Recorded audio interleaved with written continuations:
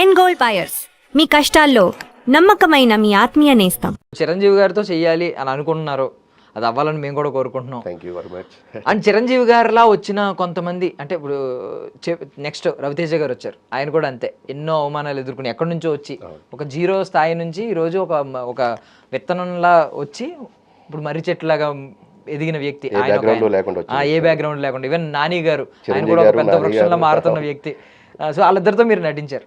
నాని గారి విషయానికి వద్దామండి. ఫస్ట్ మీరు భీమిలీ కబడ్డీ జట్టు చేశారా? భీమిలీ కబడ్డీ జట్టులో ఉన్న రెండో సినిమా నాని గారు. అప్పటికే ఆయన న్యాచురల్ స్టార్ నాని గారు, ఒక యాక్టర్ నాని, ఒక బిగినర్ నాని. ఇప్పుడు మీరు టక్ జగదీష్ చేసే టైంకి న్యాచురల్ స్టార్ నాని, ఆయనకు ఒక స్టార్డమ్ వచ్చేసింది.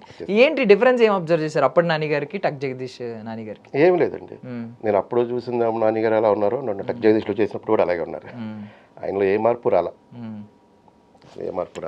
ఒక నటుడిగా మీరు ఏం అబ్జర్వ్ చేశారు క్వాలిటీ? ఇప్పుడు నటుడిగా ఎంత పరిణితి చెందాడు అని ఆలోచిస్తూ ఉంటారు కదా. మీరు అది చూసుంటారు కదా, భీమిలీ కబడ్డీ చూసుంటారు, టక్ జగదీష్ చూసుంటారు, ఆ తర్వాత దానికి ముందు చాలా సినిమాలు చూసుంటారు కదా. ఇప్పుడు ఎవరైనా సరే, ఏ నటుడైనా సరే స్టార్టింగ్ బిగినింగ్ స్టేజ్ ఒక రకంగా ఉంటుంది. అక్కడి నుంచి స్టెప్ బై స్టెప్ అన్ని విషయాల్లోనే చేంజ్ అవుతూనే ఉంటారు. అంటే ఆ ఎక్స్పీరియన్స్ పెరిగే కొలది ఆ డైలాగ్ మళ్ళీ డిక్షన్ కానీ, పర్ఫార్మెన్స్ల విషయంలో కానీ అన్నీ ఆటోమేటిక్గా అన్నీ డెవలప్ అవుతా ఉంటాయి. ఇప్పుడు ఏ యాక్టర్కైనా జరిగిద్ది అది. స్టార్టింగ్ డేస్లో ఎవరైనా కూడా కొద్దిగా అట్లాగే ఉంటారు కదా, కొన్ని నేర్చుకోవాల్సిన స్థాయిలో ఉంటారు. అది ఫైనల్గా వచ్చేటప్పటికల్లా ఒక 2-3 సంవత్సరాలు అయిపోయిన తర్వాత ఏమవుతుందంటే ఆటోమేటిక్గా వాళ్ళకి అన్నీ అలవాటు అయిపోతాయి. కెమెరా లెన్స్, ఈ లెన్స్లో ఎట్లా యాక్ట్ చేయాలి, అవన్నీ నాని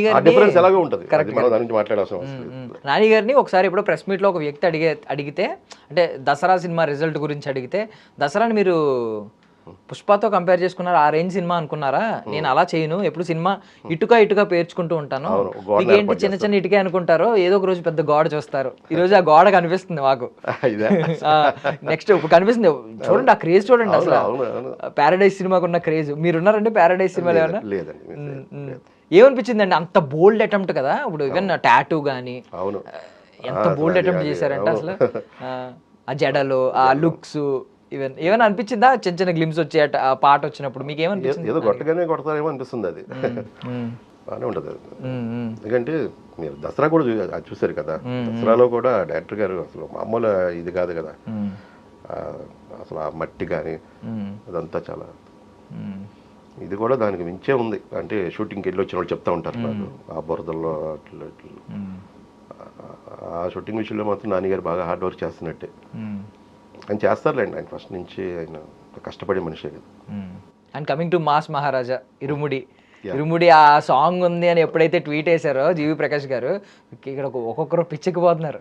అరే ఈ సాంగ్ ఎలా ఉంటుంది, ఎలా పెడతారు దాన్ని, ఐ మీన్ ఎలా మారుస్తారు, సేమ్ సాంగ్ ఉంటుందా, కొంచెం ఏమైనా మారుస్తారా, చాలా ఆలోచిస్తున్నారు. మీరు కూడా వెయిట్ చేస్తున్నారండి ఇరుముడి కోసం? అంటే ఆ సాంగ్ గురించి అంటే నేను ఒక 12 సార్లు సాంగ్ మాలేసి ఉంటాను. ఆ విల్లాజీ సాంగ్ అది నాకు బాగా కనెక్షన్ ఉంది దాంతో పాటు. నాకు పెళ్లికి ముందు నుంచి 16 సంవత్సరం నుంచి నేను 12 సార్లు వేసి ఉంటాను అన్నమాట. అట్లా నేను కూడా మీకు పెద్ద భక్తుడు మీరు కూడా అయ్యప్ప స్వామి. నేను సార్తో అందులో వర్క్ చేస్తున్నాను. ఇప్పుడు ఇరుముడి సినిమా అంటే ఆయన మాస్ మహారాజా పేరు ఉంది, కానీ ఇరుముడి సినిమా కొంచెం ఇప్పటిదాకా చేసిన సినిమాల్లో కొంచెం డిఫరెంట్ అని అనుకోవచ్చండి. అంటే ఆయన మార్క్ ఉంటుంది కానీ డిఫరెంట్ గానే ఉంటుంది. ఆయన బాడీ లాంగ్వేజ్ ఆ మార్క్ ఉంటుంది. చూడండి, ఏం చెప్పకూడదు అంటారు. బాగుంటుంది. అంటే ఇప్పటి వరకు సార్ చేంజ్ ఒక కొత్త కోణంలో ఉంటుంది వేషం. సో ఈ రోజు అనుకున్నాం కదా, ఒక విత్తనం వృక్షంలా మారారు, ఆల్మోస్ట్ మర్రి చెట్టులాగా అయిన వ్యక్తి అని చెప్పి. రవితేజ గారు ఇప్పటికీ సెట్స్లో ఎలా ఉంటారు? మీరు ఒక ఏదో చెప్పినట్టున్నారు నాకు తెలిసి, పొరపాటున డైలాగ్ ఏమన్నా తడబడినా కూడా. మన 5వ తారీఖు 6వ తారీఖు 2 రోజులు సార్తోనే కాంబినేషన్. చిన్న తడపాటు వచ్చింది, వచ్చి సారీ సార్ అన్న, పర్లేదు చెప్పు బాగా చెప్తున్నావు. ఆయన బాడీ లాంగ్వేజ్ అంటే అవతల ఆర్టిస్ట్ కంగారు పడుతుంది. ఇప్పుడు రవితేజ గారు లాంటి ఆర్టిస్ట్ ముందు నుంచొని ముఖంలో ముఖం పెట్టి కళ్ళలో కళ్ళు పెట్టి చూసి డైలాగ్ చెప్పడం అనేది నైట్ జోక్, చిన్న విషయం కాదు. ఎంత స్టేజ్ నుంచి వచ్చినా కూడా మాకే కొద్దిగా ఇబ్బందిగా ఉంటుంది. అంటే సార్కి తెలియదు కానీ స్టేజ్ ఆర్టిస్ట్ అని అయ్యో తెలియదు ఉండకపోవచ్చు. కొద్దిగా తడబడి సారీ సార్ అన్నాను. బాగా చెప్తున్నావు చెప్పు అట్లా బాగా ఎంకరేజ్ చేస్తారు. రవితేజ గారిలో నాకు నచ్చిన అంశం ఏంటంటేనండి, ఇప్పుడు హీరోలు ఇప్పుడు ఆయన వచ్చి ఎన్ని సంవత్సరాలు అయిపోయింది, ఆయనకి ఎంత స్టార్డమ్ వచ్చింది, పాన్ ఇండియా సినిమాలు చేస్తున్న వ్యక్తి, అలాంటి వ్యక్తి స్టిల్ ఎవరితో మాట్లాడినా ఆయన గోదావరి స్లాంగ్లో మాట్లాడతారు. అవును, ఆయన చాలా న్యాచురల్ ఒరిజినల్ వ్యక్తి.